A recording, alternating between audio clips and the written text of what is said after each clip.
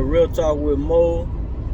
I keep saying morning. It could be your afternoon. It could be your evening when you're listening to me. So, having a good day, period. Hope all is well, man. Hope everything is going the way you planned it. And if you didn't plan it to go well, make sure you get on the planning. Because you know what you plan is what's going to get accomplished. So, make sure that happens no matter what it is. You know what I mean?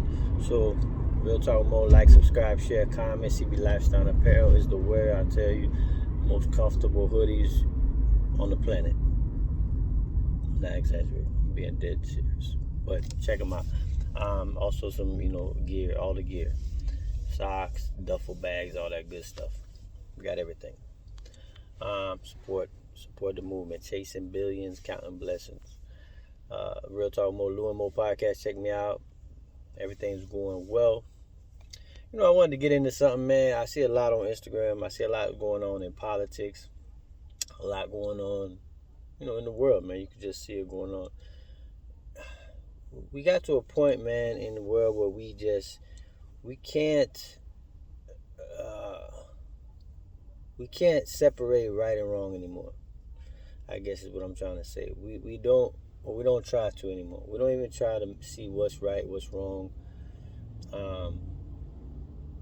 good and bad. We kind of mix them together, and we'll accept the bad, right? Because we'll take good out of the bad, and the wrong, we'll accept the wrong.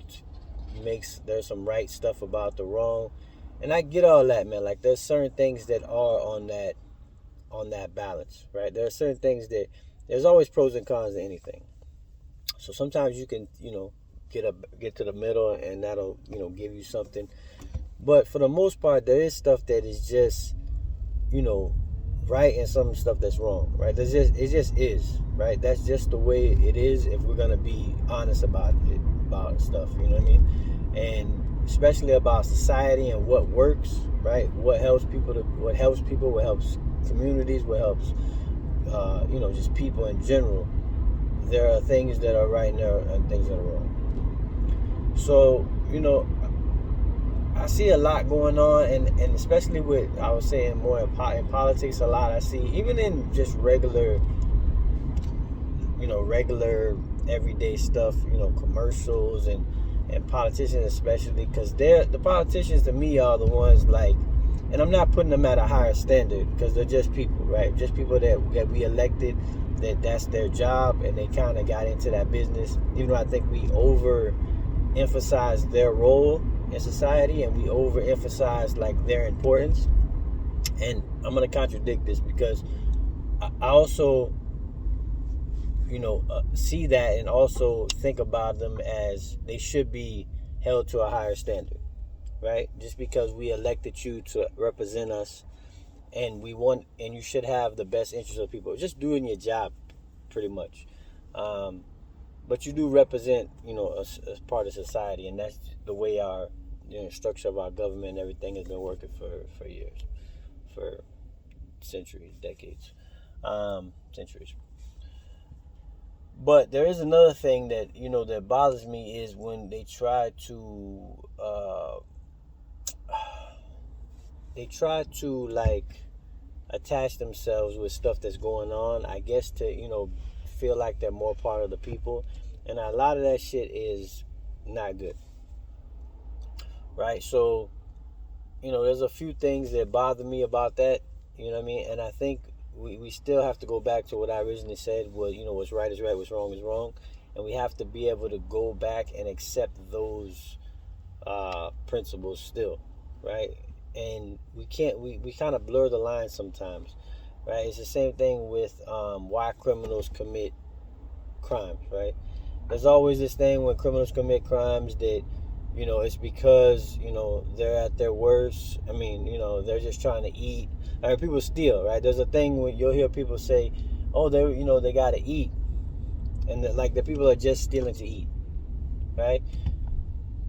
There is probably cases where that happens, right? And I'm not denying that. Like I said, there's always, I can't deny that. And then a lot of the times people steal and rob, it's not because they can't eat, right? It's because they want something that you have, or they want something that other people have that they don't want to go and work for and put in the time and the effort to go get it. That's it, right? We have to accept those two situations. That's why you go to court, and they put you in front of a judge or front of your peers, and they judge you on that situation. When we start to blur that line, right, where we saying that everybody in this demographic, everybody in this arena is doing it because they can't eat, because the society is, the price cost of stuff is too high, or this and that. We make excuses for the wrongs.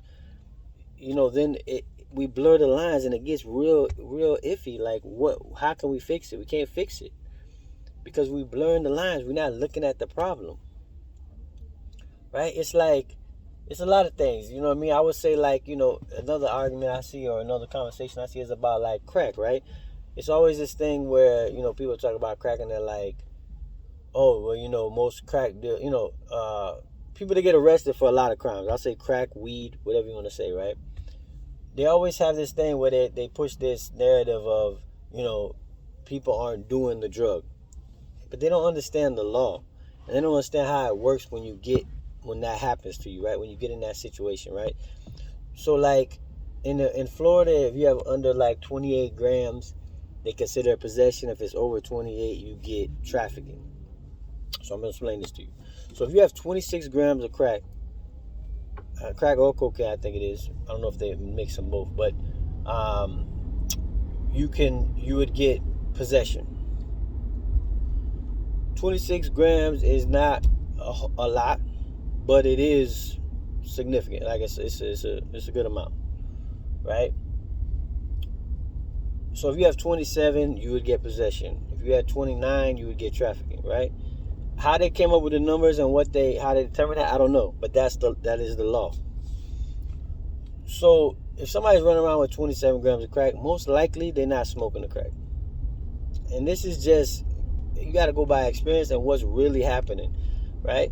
So a lot of people, if they can get rid of some of it, they're gonna rather go to jail with 25, even if they were selling it. So now they get possession. Or what happens a lot is you plea down, right? You plea down from trafficking and that, because that's a way bigger, amount of time you'll get. And you plea down to possession. Weed the same way. Somebody can have a whole pound of weed. If they say they smoke it, now they got possession. Now they get less time. They go to the halfway house. They do this and that, and they get out of it. And that's how people do that. So when people get arrested and the final charge shows up, and it's like, oh, possession, and it's showing all these people going to jail for possession, not all of them went to jail for possession. Especially in South Florida, like, it's very rare that you go to jail for weed. Right? It was very rare even back in the days. Like Dade County, I remember Dade was like, you would get a ticket. They started giving tickets a long time ago for weed, for a small amount of weed, like a bag, couple baggies, whatever, right? But and even in Broward, you would go to jail. It'd be like you could bond out from your local jail, right? $25 bond, some shit like that. I don't remember the exact. So nobody was going to jail. Nobody was doing prison time for weed, right? People have this concept where they see this. Nobody going to jail for possession of drugs, right? Most time you going to jail for trafficking or selling narcotics or something like that. You're not going to jail. So when they put up these numbers and they tell people this shit, it's true what they're saying, but it's not true. Like I said, blurring the lines. You blurring the lines about shit, right? There's a lot of shit that went into that to get to that point, that you blurred the line so much that now we can't even say what's right or wrong. Listen, if you do anything that's against the law, it's wrong. It just is what it is. Unless you change the law, that's one thing. But to say that to go against it when it's already a law is another thing, right? But you gotta accept that your consequences of what you did was wrong, right? Like, you know what I mean? I got whatever. I got, a charge or whatever, but I accepted the consequences of that charge. Like, I'm not fighting the law. I could fight it afterwards, right? I could fight it now. We could talk about it. Texas is open carry. I mean, you don't even need a license to get a gun in Texas. Florida, you do, right? and it concealed and all that. So you know what I mean. We have all those different laws, and those are the laws. If it's something I could move to Texas, and then I wouldn't have to worry about it. But it is what it is. At the end of the day, you got to take your charge. You go on with what you happen, and you move forward, right? You every action got consequences. So if you can't stand up to the consequences, then don't try.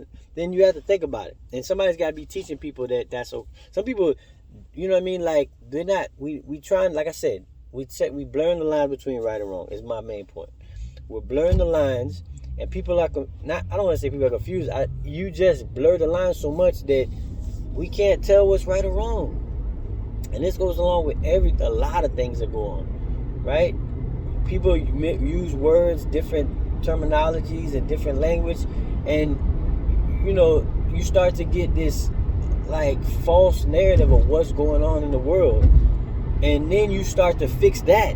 So you're starting to fix the false narrative, right? You're starting to fix the thought that you have of it, and it's not even the truth. And that's why I said about you got to get to the truth of something, right? Get to the root of it, get to the truth of it before you can fix it. And the problem is we're not doing that.